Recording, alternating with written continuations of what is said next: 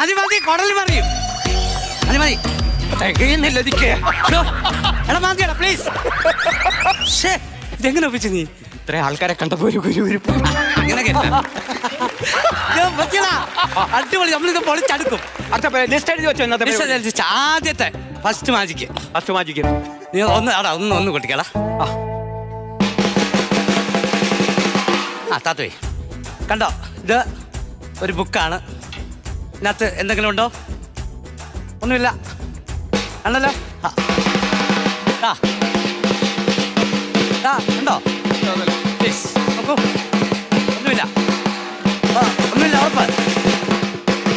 Okay ഒന്നുമില്ല. ആ നിർത്തിക്കേ.